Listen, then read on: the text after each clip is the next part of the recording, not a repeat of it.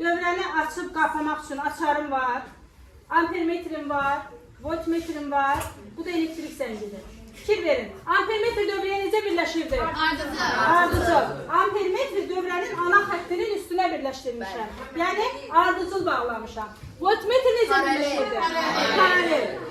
Dövrədəki elektrik zəngimin uclarındakı gərginliyi ölçmək istəyirəm deyə voltmetri dövrəyə paralel birləşdirmişəm.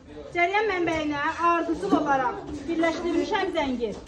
Zəngi ardıcıl olaraq birləşdirmişəm ampermetri. Ampermetrinə də ardıcıl olaraq birləşdirmişəm açarım. Açarın da digər hissəsi gəlib birləşib mənfi qütbə. Cəryan mənbəyinin mənfi qütbünə. Voltmetrə baxın, dövrənin ana xəttinin üstündə deyil. Voltmetr hardadır? Ayrıca voltmetri paralel birləşdirmişəm. Və açarı qapayıram. Baxın, mən bunu qapayanda həm ampermetrin, həm voltmetrin göstərisinə baxın. Açarı qapayıram. Baxın, ampermetrin əqrəbi 0.5-in üstündədir. Voltmetrin əqrəbi maksimal həddi göstərir. Yəni voltmetrimizdə, ampermetrimizdə hər biri dövrədəki gərginliyi, cəryanı ölçür. Rəstat nə üçün işlənir?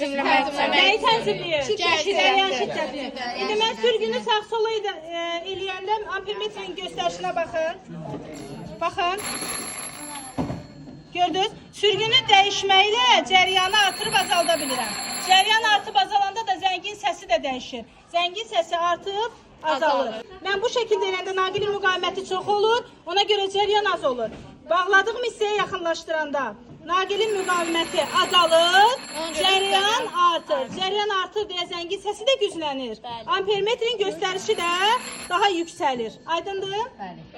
Bu qədər şanlar.